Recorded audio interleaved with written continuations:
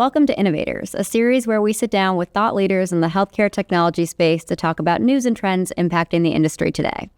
My name is Justine Giancola. I'm on the corporate communications team at Inovalon, and joining me today is Shasta Brocious, the Director of Billing at Paramount Health. And today we're going to talk about open enrollment. Thanks for being here today, Shasta. Thanks for having me, Justine.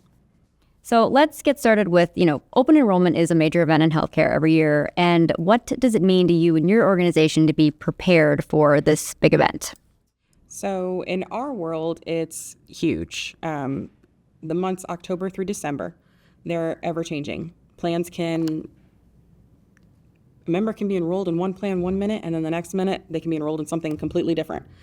Sometimes they don't have knowledge of it. So it's ever changing for us, especially in these winter months, as we call it, October through December. So tell me a little bit about the impact that open enrollment has on staff and residents, and how does that affect your workflow, and ultimately how can that impact patient care? So ultimately, we want to make sure that we're providing the care and service that all of our patients need. But in order to do that, we have to be able to be reimbursed for those services as well. So we can't continue to keep providing care if we don't have the funds to do so. So it's really important for us to make sure on the front end, what pay source do these patients have? Are they going to be able to have a benefit that covers the need that they have? Is there another provider within our network or outside of our network that could provide better care for them, maybe because they're contracted and we're not? Okay, so then looking even past open enrollment and at the rest of the year, are there any strategies or themes that you kind of carry over from this time period into the rest of the year? Sure. So insurance verifications, not just during open enrollment, it carries over through the entire year. That's really step one that leads into everything. So you have the insurance benefit verifications, but we still are seeing some I don't want to say providers, some plans, insurance plans that maybe they only accept paper claims. Maybe they only release paper checks. So we do still have some of those, what we would call mom and pop plans, that they're not living in today's real world of automation. And so with that automation comes being able to submit your claims faster, receive your funding faster, and that ultimately leads to a lower days outstanding on your aging overall.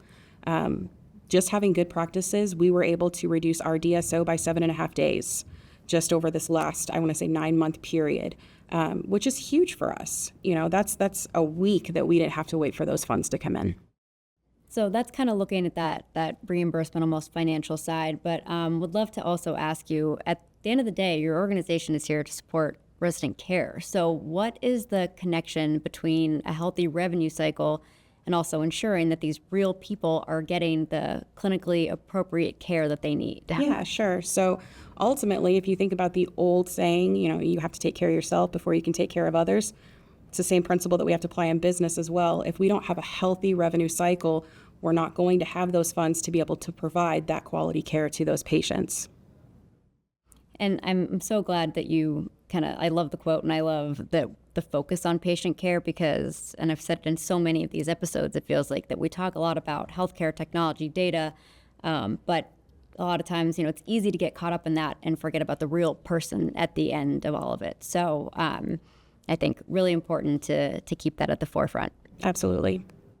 Well, Shasta, thank you so much for sitting down with us today. And of course, to our audience, always thank you for tuning in, and be sure to join us on our next INOvators episode.